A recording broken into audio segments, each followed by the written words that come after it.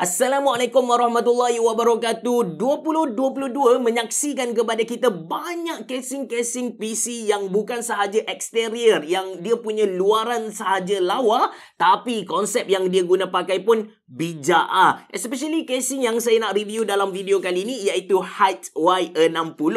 Untuk Hyte Y60 ni, apa yang saya dapat simpulkan kepada anda dari 2017 saya mula review produk dekat channel YouTube Mona Lisa sampai sekarang 2022, casing ni berada di tangga yang pertama untuk Mac 2022. Bayangkan 2017 sampai Mac 2022, casing ni top 1 Nanti saya kongsikan dengan anda betapa wownya Hyte Y60 ni. Anda bersama saya, Ashraf Jeffrey, dalam channel YouTube Mona Lisa. Kalau anda belum tekan butang subscribe, pastikan anda tekan butang subscribe dan juga button loceng yang ada dekat tepi dia.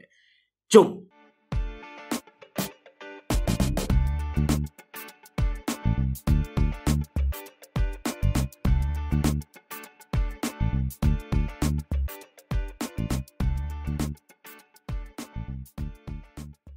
Okay guys, ini dia Hyte Y60, salah satu casing terbaru dalam market tahun 2022. Bukan sahaja di Malaysia, tapi satu dunia guys. Hyte Y60 ni, dia bawa konsep aquarium macam Lianli O11 Dynamic Mini gitu, but dia improve dari segi airflow dan juga dia punya design lah. Memang dia punya konsep ni mungkin dah ada sebelum ni, tapi apa yang mereka persembahkan kepada kita memang dapat rasa something new, fresh gila. Bukan takat dia punya side panel ada corak-corak macam zebra line kot. Saya tak tahu nama corak ni apa, tapi top panel dia pun sama. Lepas tu kalau anda jumpa dia punya bahagian dalaman, macam dekat bahagian dia punya bawah pun dia guna konsep lubang-lubang 4 segi yang sama juga. Yang best build quality untuk Hyte Y60 ni solid gila. Even side panel belah kanan yang banyak-banyak lubang tadi, yang ni pun kemas. Kalau kita pegang tu tak rasa macam plastik yang lembik. Dia keras, seriously. Lepas tu kan, dekat lubang-lubang ni ada dust filter untuk tapis-tapis debu dan senang untuk kita cuci. Okey, apa yang anda kena tahu sebelum beli Hyte Y60 ni supaya anda tidak menyesal beli casing yang saya kata berada di tangga pertama dalam list saya sendiri? Anda kena tahu yang mana casing ni adalah sebuah case yang bersaiz besar. Panjang dia dalam 456mm, lebar dalam 285mm dan tinggi 462mm.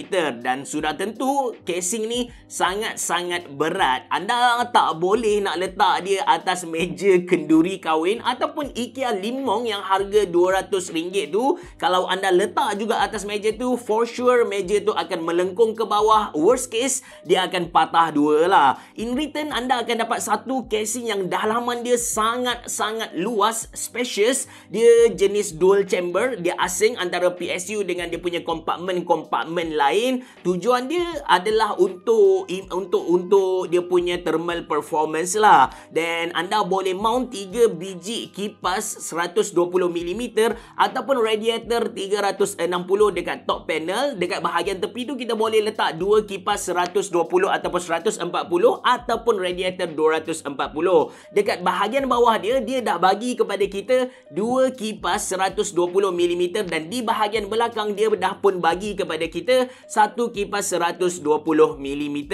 Actually kan, kalau anda nak PC gaming anda yang guna casing ni, Hyte Y60 ni nampak lawa gila, anda kena buat satu custom water cooling dan letak dia punya reservoir, dia punya tangki air tu dekat bahagian hadapan supaya orang nampak anda pakai custom water cooling. Mantap babe. Dari segi input output connection pula, dia main dengan satu power button, 2 USB-A 3.0, ada satu USB-C 3.2 Gen 2 dan ada satu port combo audio jack. Dan untuk storage ada 2 dedicated hard disk cache untuk hard disk 3.5 inci yang senang untuk kita cabut dari belakang ataupun kita kita boleh mount 4 biji hard disk ataupun SSD 2.5 inci. Salah satu aksesori mahal ataupun yang saya consider sangat-sangat baru di mata saya tak pernah jumpa lagi benda ni dekat mana-mana casing yang lain. Dia bagi kepada kita satu PCIe riser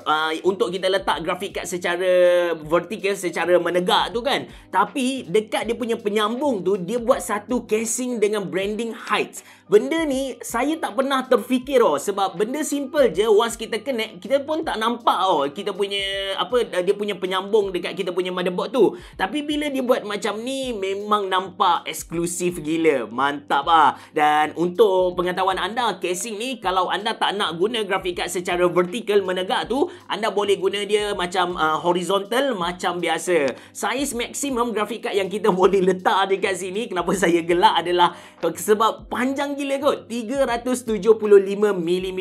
Saya rasa sepanjang saya hidup ni saya tak pernah pegang lagi lah grafik card sepanjang tu. In terms of cable management pula, position lubang-lubang untuk kita masukkan kabel tu memang on point. Lepas tu dia bagi kepada kita satu rubber grommet dengan design yang sangat baru, yang mana dia lebih kemas dan juga lebih kukuh. Space di belakang motherboard tray untuk kita susun-susun kabel tu sangat-sangat luas. Jadi untuk orang yang tak nak ikat-ikat kabel pun, nak letak macam biasa pun tak ada masalah. Okey, itu semua tentang physical HightsY 60 ni. Sekarang saya nak kongsikan pengalaman saya pasang hardware ke dalam casing ni. Dari segi proses pemasangan tu sebenarnya tak ada benda yang kita kata bermasalah. Casing ni kan dia spacious, dia luas, dan dia punya lubang-lubang kabel management tadi on point. So senang untuk kita pasang hardware. Cuma yang saya nak kongsikan dengan anda ialah untuk pasang radiator dekat bahagian atas tu,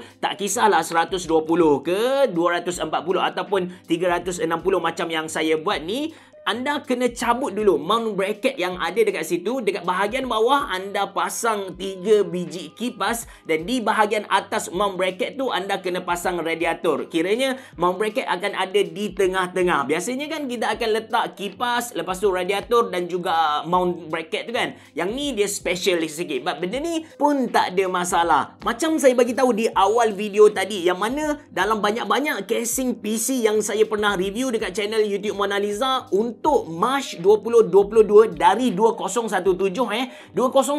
sampai March 2022, HightsY 60 ni berada di tangga yang pertama. Kemudian disusuli dengan Lianli 011 Air Mini, Lianli 011 Dynamic Mini dan sebagainya. Sekarang dia berada di tangga yang pertama. Saya suka gila dengan design dan juga konsep yang dia guna. Tempered glass yang dia guna bukanlah standard tempered glass yang kita boleh tengok dekat dalam. Dia macam ada something like ND filter. So kalau ada hardware yang menyala dekat dalam, kita tengok dari luar, dia punya result tu memang cantik gila. Lepas tu aksesori yang dia bagi kepada kita bukanlah standard aksesori. Macam dia punya PCIe riser tu kan, dia punya PCIe riser dekat penyambung yang ada branding height tu. Seriously, dia buat saya terfikir macam sampai sedetail-detail ni height fikir untuk user. Gila lah, seriously. Cuma masalah dekat HightsY 60 ni, dia punya masalah kalau anda nak beli casing ni ialah dia sangat-sangat besar. Kalau anda duduk dalam bilik macam saya yang memang limited space, saya tak recommend anda untuk beli dia lah. Yang lain mantap gila. Harga untuk HightsY 60 ni ialah plus minus RM850 Malaysia. Saya tak tahu harga standard dia sebab ketahuilah ketika video ni direcord, HightsY 60 yang saya review adalah satu-satunya HightsY 60 yang ada dekat Malaysia ni. So dia punya pengedar rasmi pun belum tetapkan harga secara spesifik. Harga dia mahal, tapi anda kena tahu kita sedang bercakap tentang satu produk bangsawan. Even kan, saya pernah review casing yang berharga lebih dari RM1,000 Malaysia. Saya boleh kata kepada anda yang HightsY 60 ni yang paling mantap lah, walaupun harga dia bawah dari RM1,000 Malaysia. Itu sahaja dari saya. Kalau anda suka dengan video ni, jangan lupa untuk tekan butang like, jangan lupa untuk subscribe channel YouTube Mona Lisa, dan jangan lupa untuk follow saya di Instagram. Assalamualaikum warahmatullahi wabarakatuh. Berabah. Jumpa lagi.